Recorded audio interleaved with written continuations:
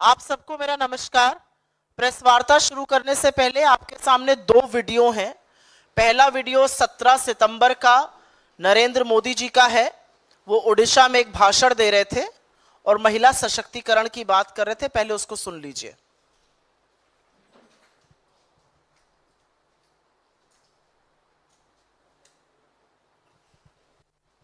महिलाओं की उन्नति, महिलाओं का बढ़ता सामर्थ्य, ये ओडिशा के विकास का मूल मंत्र होने वाला है। और अब आपके सामने मैं एक दूसरा वीडियो प्ले करूंगी और ये प्ले करते हुए मुझे दुख है, तकलीफ है। इस देश की एक बेटी, ओडिशा की बेटी, जो स्वावलंबी बनना चाह रही है, जो अपना एक छोटा सा रेस्टोरेंट चलाती है, उसके साथ एक हादसा हुआ। हादसे से ज्यादा भयावह वो था जो उसके साथ ओडिशा के पुलिस स्टेशन में हुआ।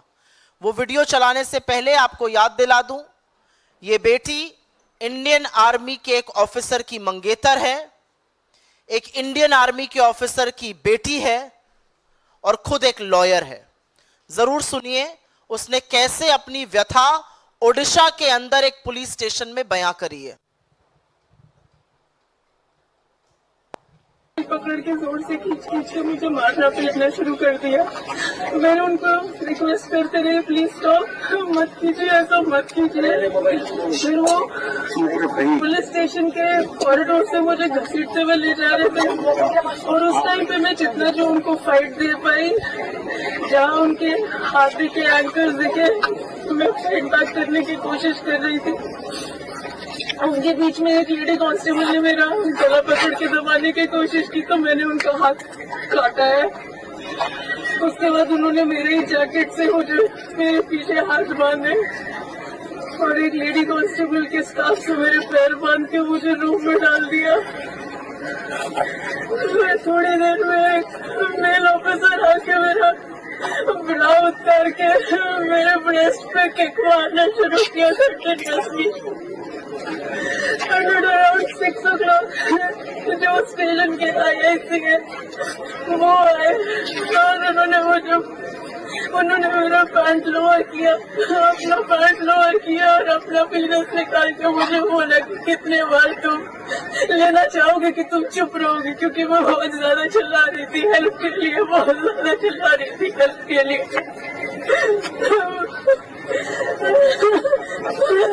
प्लीज प्लीज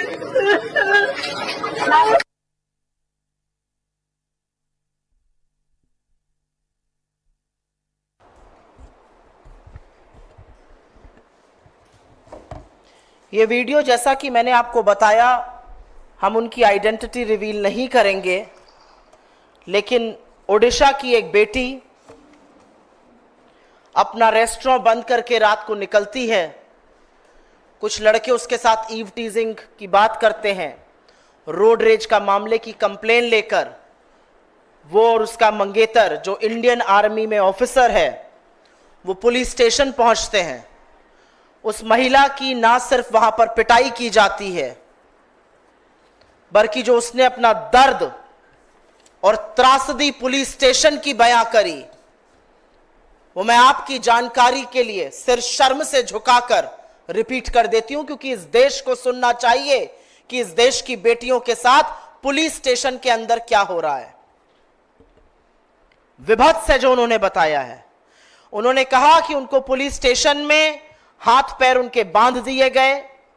एक महिला पुलिसकर्मी ने यह किया और उसके बाद एक पुरुषकर्मी आता है और वो आकर उनके अंडरगारमेंट्स को निकाल देता है, उनकी छाती, उनके ब्रेस्ट पर किक करता है और यही नहीं, अपनी खुद के प्राइवेट पार्ट्स को दिखाकर उसने जो शब्द कहे वो मैं नहीं कह सकती हूं यहां पर। यह ओडिशा में हो रहा है, उस ओडिशा में जहां आज भाजपा की सरकार के 100 दिन पूरे हुए हैं। नरेंद्र मोदी 17 तारीख को ओडिशा जाकर महिला सशक्तिकरण की, महिला सुरक्षा की बातें करते हैं और उसी के कुछ घंटों में पता चलता है कि ओडिशा की इस बेटी के साथ पुलिस स्टेशन में दरिंदगी की गई, दरिंदे सिर्फ सड़कों पर नहीं, बीजेपी की सरकार में पुलिस स्टेशन के अंदर भी हैं। और ये कोई अबला नारी नहीं थी, ये एक लॉयर है, ये भारतीय सेना के अधिकारी की मंगेतर है। वो भारतीय सेना का अधिकारी जो सिख रेजिमेंट का मेजर है, मैं उनका नाम यहां नहीं बोल रही हूं। सिख रेजिमेंट के एक मेजर की मंगेतर के साथ देश अपना ऋण इस तरह से चुका रहा है। ये वो इंडियन आर्मी ऑफिसर्स होते हैं जो रेगिस्तान की तपती गर्मी और सियाचिन की हाड़ कांपती ठंड में इस देश की सरहद की सुरक्षा करते हैं। और एक कृतज्ञ राष्ट्र उनको इस तरह से इस चीज का इनाम दे रहा है। वो लड़की चिल्लाती रही, मेरी मदद करो, मेरी मदद करो, और उसके बाद भी उसकी मदद करने के लिए कोई आगे नहीं आया। और यह असलियत है कि लड़की का असली यौन शोषण ओडिशा के एक पुलिस स्टेशन में उस सरकार के पुलिसकर्मियों द्वारा हुआ जो आज अपने 100 दिन मना रही है। ऐसा क्यों है कि जहां जहां भारतीय जनता पार्टी की सरकार बनती है, तथाकथित डबल इंजन की सरकार, वहां पर रक्षक भक्षक बन जाता है? ऐसा क्यों है कि भाजपा शासित हर राज्य में विक्टिम शेमिंग का मामला सामने आता है? पहले पीड़िता के चरित्र पर सवाल उठाए जाते थे, अब पीड़िता का यौन शोषण पुलिस स्टेशन के अंदर पुलिस के दरिंदे कर रहे हैं। ये क्यों होता है भारतीय जनता पार्टी शासित राज्यों में? और एक बात तो सच है, नरेंद्र मोदी दौड़ दौड़ कर इधर उधर प्रचार करेंगे, एक शब्द इस पर नहीं बोलेंगे। उनकी महिला मंत्री इस पर एक शब्द नहीं बोलेंगी। इस देश की महिला बाल विकास मंत्री कौन है? अगर मैं आप में से 10 लोगों से पूछूं तो एक व्यक्ति शायद इसका जवाब दे पाएगा। महिला सांसद इस पर नहीं बोलेंगी। हो क्या रहा है इस देश में? पुलिस को देखकर जिन अपराधियों की हाड़ कांप जानी चाहिए, उनसे बचने के लिए जब एक औरत पुलिस स्टेशन जाती है, वहां शरण, वहां सहारा, वहां मदद मांगती है, उसके साथ यौन शोषण पुलिस कर्मी करता है, तो फिर सुरक्षित कहां है इस देश की आधी आबादी? कौन से सशक्तिकरण की बात होती है, यह जानना आज क्यों नहीं जरूरी है? और क्या आधी आबादी के लिए इस देश में कोई जगह नहीं बची है? और एक बात और सच है, और इस बात को मैं प्रबलता से बोलना चाहती हूं क्योंकि दोनों विषय जो हैं वो मेरे हृदय के बड़े समीप हैं। मणिपुर में 2 महिलाओं को, 2 बेटियों को आदमखोरों की भीड़ में नोचा। उसमें से एक कारगिल योद्धा की पत्नी थी। हफ्ता भर नहीं हुआ, अभी मध्य प्रदेश से मामला सामने आया है। 2 आर्मी ऑफिसर्स, 2 आर्मी के सैनिक और उनकी महिला मित्रों और संबंधियों के साथ वो कहीं घूमने गए थे, वहां पर उनकी पिटाई की गई। एक ये कृतज्ञ राष्ट्र है जो व्यक्ति ये सोचकर सरहद पे जाता है कि या तो मैं वापस आऊंगा या तिरंगे में लिपटा हुआ मेरा शरीर वापस आएगा, उसका हम ये बदला दे रहे हैं। और सब चुप रहेंगे, सुई टपक सन्नाटा रहेगा, इस पर कोई आक्रोश नहीं होगा, इस पर कोई प्रदर्शन नहीं होगा, इस पर कुछ नहीं बोला जाएगा। आपने बंगाल पर आवाज उठाई, सही किया, हमने भी बंगाल में प्रदर्शन किया। अब उठाइए इस पर आवाज, पूछिए कि ऐसा कैसे हो सकता था, पूछिए कि सरकार के बनते ही ऐसा दुष्कर्म पुलिस स्टेशन के अंदर बेटी के साथ कैसे हुआ। आप बदलापुर पर नहीं बोलेंगे, आप बिहार पर नहीं बोलेंगे, आप उत्तराखंड पर नहीं बोलेंगे, आप उत्तर प्रदेश पर नहीं बोलेंगे। आप सिर्फ और सिर्फ गंदी राजनीति महिलाओं के साथ दुष्कर्म होने पर करते हैं। हाथ जोड़कर नरेंद्र मोदी को इस देश की महिलाओं से माफी मांगनी चाहिए। आपके वहां से आए हुए 72 घंटे नहीं हुए हैं और इस देश के सामने इस दरिंदगी का इतना बड़ा वाकया सामने आया है। हमारी इस मंच से मांग है, महिलाओं की सुरक्षा को प्राथमिकता बनाई जाए। हमारी इस मंच से मांग है, नरेंद्र मोदी अपनी चुप्पी तोड़े और महिला बाल विकास आयोग भाजपा का फ्रंटल बनने के बजाय इसका स्वतः संज्ञान ले। यह ह्यूमन राइट्स कमीशन का मामला है। यह मानव अधिकार का मामला है। अपराधी से बचकर हम पुलिस स्टेशन इसलिए जाते हैं क्योंकि हमें सहायता मिलेगी, हमें सुरक्षा मिलेगी। और आज इस देश की आधी आबादी को नोचा पुलिस स्टेशन के अंदर जा रहा है। मेरा अपना मानना है, सबसे पहले आप ये मानिए तो कि औरतों का, आधी आबादी का कोई सुरक्षा नहीं है इस देश में। चाहे वो अंगूठा छाप एक लेबर हो, खेतों में काम करने वाली, एक डॉक्टर हो, 9 से 5 ऑफिस में काम करने वाली महिला हो, या फिर वो बेटी हो उड़ीसा की जिसके साथ ऐसा हुआ। कौन सेफ है? हमारी पहली डिमांड है, प्रधानमंत्री को इस देश से माफी मांगनी चाहिए, अपनी चुप्पी तोड़नी चाहिए। और संरक्षण जब आप ऐसे लोगों को दीजिएगा तब ऐसे कांड होंगे। असलियत यह है कि इन लोगों का हौसला और इन लोगों का खौफ इसलिए नहीं जाता, इन लोगों का हौसला इसलिए बढ़ता है क्योंकि इनको पता है ये कोई भी दरिंदगी कर दे, इनको बीजेपी का संरक्षण मिलता रहेगा।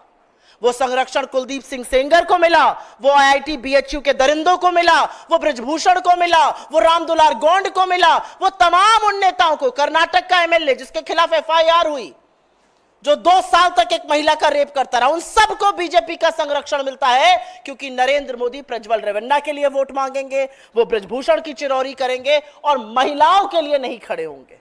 यह असलियत है।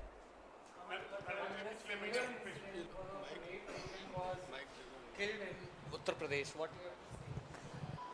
I have to say that in Sambal today, I read that news. It's absolutely shocking. एक लड़की जो कि रेप पीड़िता है, अपने भाई और मां के साथ जा रही थी।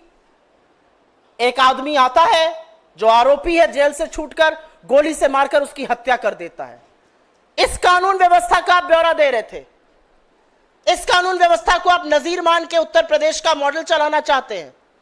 यह असलियत है। कहां है बेटियां सेफ? इस देश की बेटियां कहां सेफ है?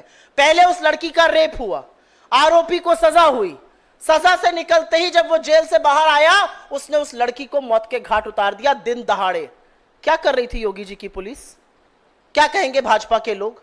इस जंगल राज, भाजपा का जंगल राज उत्तर प्रदेश से लेकर उड़ीसा तक साफ दिख रहा है। बीजेपी ना देखना चाहे वो उनकी चॉइस है, लेकिन उसका जो भुगतान है, उसकी जो कीमत है, वो इस देश की आधी आबादी, इस देश की बेटियां चुका रही हैं।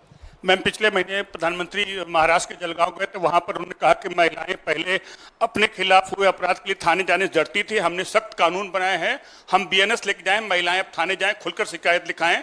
अब महिलाएं अगर थाने जाती हैं, ऐसी घटनाएं होती, फिर महिलाएं कहाँ जाएंगी? महिला मुझे नहीं पता कहां जाएंगी। मैं तो एक महिला होने के नाते आपके सामने खड़े होकर बेबस होकर आज ये कह रही हूं। मुझे नहीं पता कि अगर महिला के खिलाफ अपराध हो तो महिला कहां जाए, क्योंकि बीजेपी राज्यों में तो जब वो पुलिस स्टेशन जा रही है तो उसके साथ ये हो रहा है। मुझे नहीं पता महिलाओं को कहां जाना चाहिए।